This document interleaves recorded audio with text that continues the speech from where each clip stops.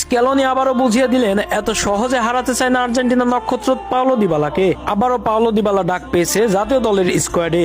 কেন 2024 সাল কোপা আমেরিকার সময় স্কোয়াড থেকে বাদ পড়েছিলেন এবং কেনই বা আবার নতুন করে স্কোয়াডে ডাক পেলেন তা নিয়ে বিস্তারিত থাকছে প্রতিবেদনের বাকি অংশে। গত 21 জুন থেকে শুরু হয়েছিল কোপা আমেরিকা।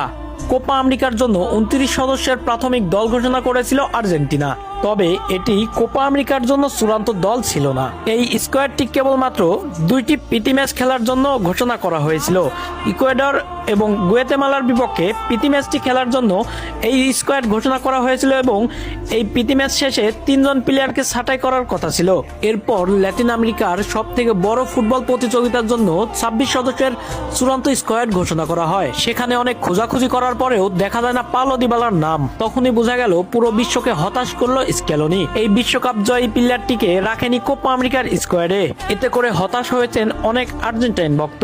তবে ভক্তদের মনে এখনো একটাই প্রশ্ন, কেন নেই পাওলো দিবালা স্কোয়াডে? তবে অনেকেই আন্দাজ করছিলেন তার ফর্ম খারাপ, এই কারণেই তাকে রাখা হয়নি কোপা আমেরিকার স্কোয়াডে।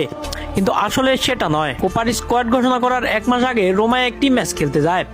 সেখানে রোমায় ম্যাচ খেলতে গিয়ে ইনজুরিতে পড়ে যায় পাওলো দিবালা। তবে সে ইনজুরি কাটিয়ে কোপা আমেরিকার আগে দলে যোগ দিতে চেয়েছিলেন, কিন্তু স্ক্যালোনি দেখলো যে ইনজুরির পরে সে ভালো ফর্ম দিতে পারবে না, একটু আনফর্মেই থাকবে। সেই কারণেই রাখা হয়নি কোপা আমেরিকার স্কোয়াডে। সেপ্টেম্বরের 6 তারিখে 2026 সাল বিশ্বকাপের বাছাই পর্বে ম্যাচে মাঠে নামবে আর্জেন্টিনা। অ্যাঞ্জেল ডি মারিয়াকে হারিয়ে ফেলেছে আর্জেন্টিনা।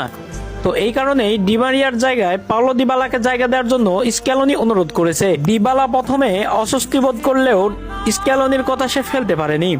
সে সম্মতি দিয়েছে সে জাতীয় দলে আবার ফিরবে। তবে বোঝা গেল দিবালাকে কোপা আমেরিকার স্কোয়াড থেকে বাদ দেওয়ার জন্য অনেকটাই রাগ করেছিল দিবালা। তো দর্শক, দিবালার জাতীয় দলে ফেরা নিয়ে কোনো কিছু বলতে চাইলে কমেন্ট বক্সে বলতে পারেন।